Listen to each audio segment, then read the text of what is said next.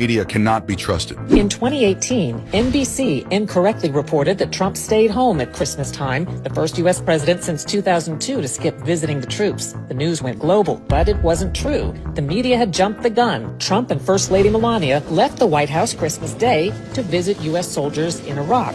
On Thanksgiving, Newsweek made a similar error, falsely reporting that Trump was spending the holiday golfing at Mar-a-Lago in Florida. But the reporter had fabricated the golf story. Trump flew to Afghanistan on Thanksgiving to again be with the troops, making Trump the only president in U.S. history to visit troops in a combat zone both on Thanksgiving and so close to Christmas, though the press never reported that. CNN claimed Nancy Sinatra was not happy her father's song was played at Trump's inauguration. But Nancy Sinatra responded, "That's not true. I never said that. Why do you lie, CNN?" Time falsely claimed Trump removed the bust statue of Martin Luther King from the Oval Office. TMZ reported Trump changed Black History Month to African American History Month, but Presidents Obama, Bush, and Clinton had all called it African American History Month. BBC, The Guardian, and others reported that Trump wasn't bothering to listen to a speech by Italy's prime minister since he wasn't wearing translation headphones. Turns out he was wearing a translation earpiece. Newsweek and others reported Poland's first lady refused to shake Trump's hand, but later had to admit she did. CNN edited Trump's remarks to make it seem as though he didn't realize Japan builds cars in the U.S., but the full statement made clear that he does. You've been creating jobs for our country for a long, long time. Several Japanese automobile industry firms have been really doing a job. CNN also edited a video to make it seem like Trump impatiently dumped fish food in the water at Japan's palace. But he followed the lead of Japan's prime minister. Newsweek claimed Ivanka Trump plagiarized one of her own speeches, which is impossible since plagiarizing is stealing someone else's work. The UK Telegraph apologized for at least 8 mistakes in an article criticizing Melania Trump. The New York Times, AP, CNN, and others excerpted a Trump comment as if he'd called all illegal immigrants animals. These aren't people. These are animals. Later corrections noted he'd been referring to members of the murderous MS-13 criminal gang. The New York Times Magazine and CNN shared a story showing children illegally brought into the U.S. supposedly in cages, but the article and photos were actually from the Obama administration. Agence France-Presse mistakenly reported that more than 100,000 children brought in by illegal immigrants were being held in detention. That was actually the total number in 2015 under Obama.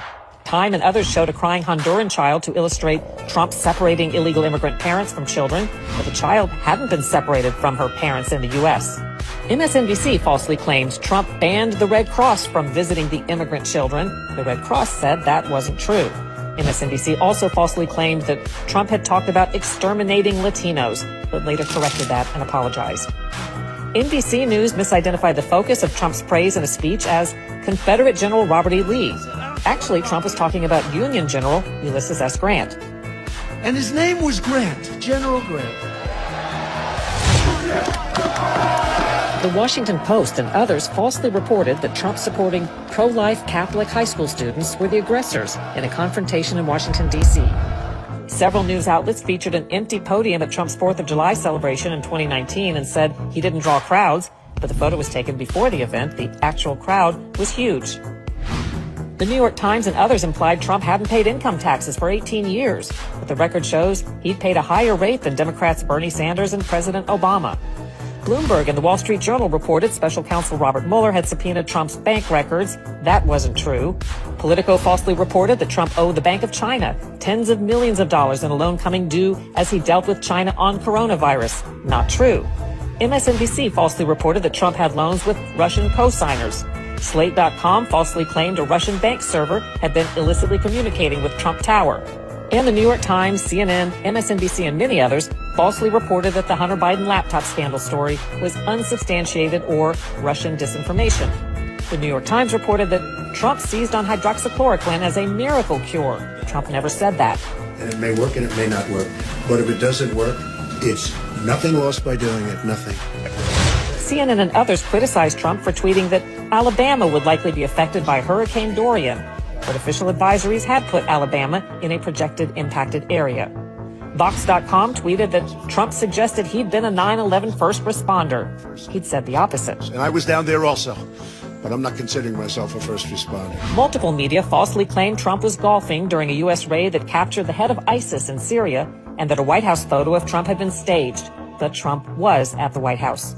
ABC aired video showing what it called a slaughter against Kurds by Turkey after Trump withdrew U.S. troops, but the video was file tape of a training show in the U.S.